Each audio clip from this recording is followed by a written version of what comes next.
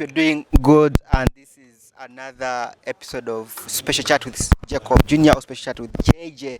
And today I happen to be having one of the youngest men in the country that are looking forward to entering State House in Entebbe, if I must say. He's a presidential hopeful, and he will introduce himself as hello, Mr. and welcome to Special Chat with JJ. Okay, thank you for welcoming me here. I will say David William Magezi is my sobriquet, is my epithet, is my appellation. In simpler terms, is my name. Yes, that is exactly who I am. Wow. Now, Mr. Magezi, currently you're trending so much on TikTok, and people are asking ourselves, they're asking themselves, let me say, including myself, we're asking ourselves whether you are serious about it. As a young man, people are seeing you as another version of Katumba Oye. Could you be that other version of Katumba Oye? As you've mentioned about Katumba, I've been telling other people who have been asking me about this. Comparing me with Katumba is an insult to the people who believe in me. Reason being, Katumba has destroyed this generation of young people, because there are many young people in this country that have a lot of knowledge, have a lot of ideas, have a lot of ideology, have a lot of solutions to the problems that we are facing in this generation. But Katumba has already spoiled the generation, the thinking. So people think when you come up and you're youth, you're joking. You're not speaking something serious. They take you for a joke. But I'm very serious. I know what I want. I've been in leadership, and I'm pursuing for the highest office in this country. I am not a sort of Katumba. I'm not of a joke. So I'm not an everyday person.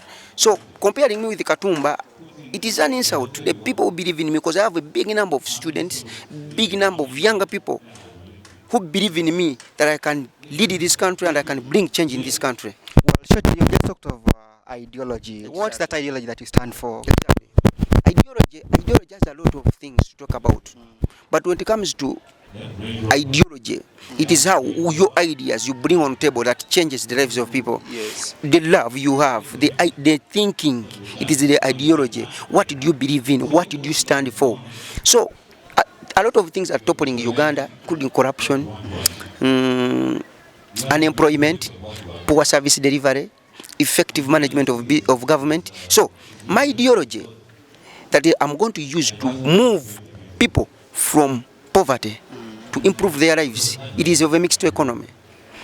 Well, we have had a government that has been in power for over 40 years, almost 40 years. Exactly. And in what they came with when they were coming to power, they talked about social transformation and so forth, and the 10 points program. The 10 points program. And they've come up with several programs like Myoga, Wanawagagawale, PDM of recent, and they've all not worked. Do you think the rightful candidate who can come in and try to end that?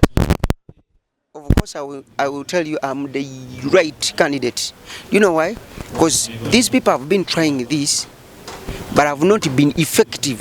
They have not been effective on one ground: corruption, nepotism, sectarianism has ate our country. That's the biggest problem. And our youths, I was telling people that our youths don't believe that a fellow youth can lead this country, because the nomenclature that they are used to is of President Museveni. Musevenism has entered their mind. They no longer think. I call it a mere cacophony of the Gagantwani Bollocks, Florisam Ludic. It is their mind is anchored and tainted with the Chichira Dida and Apocryphal.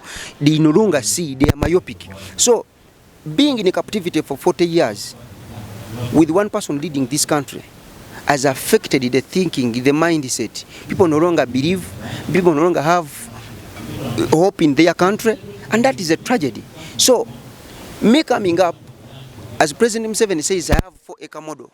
I'm saying 4-acre model cannot bring people, younger people in the money economy. Few people have land. Why the government buy land? You make it communal. You buy land for certain people.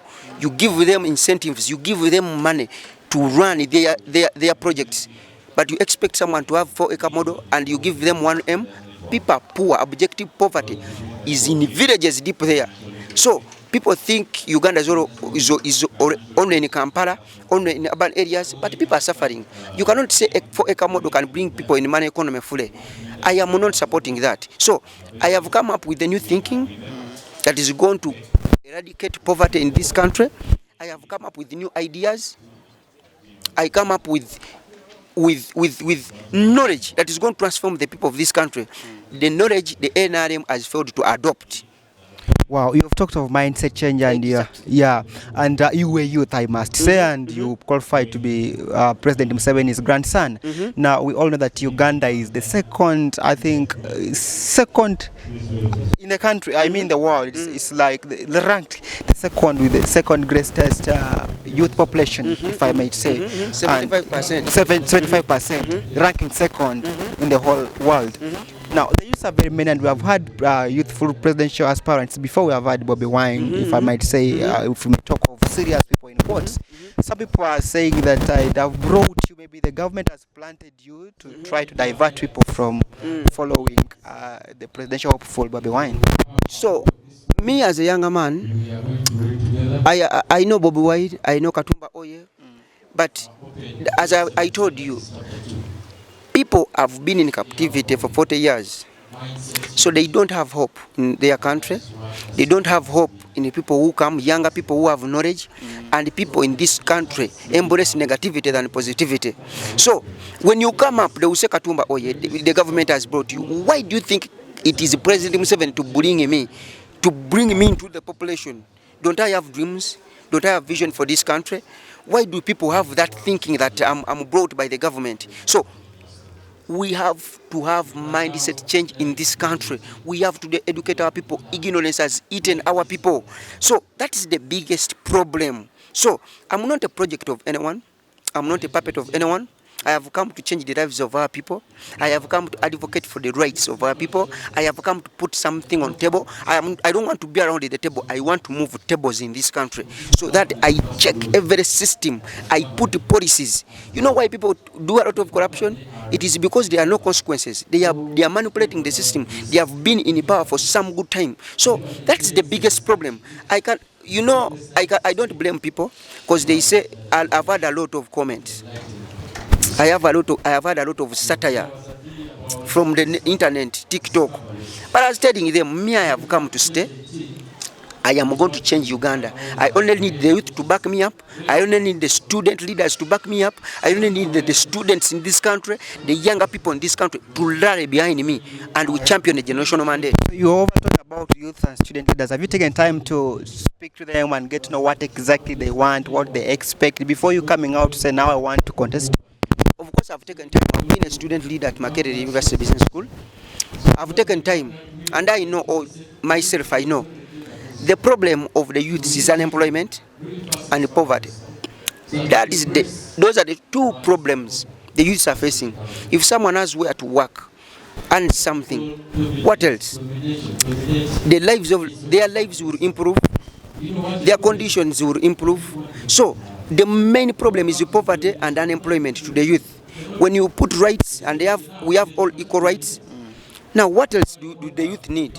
Only unemployment is affecting the youths, and the poverty.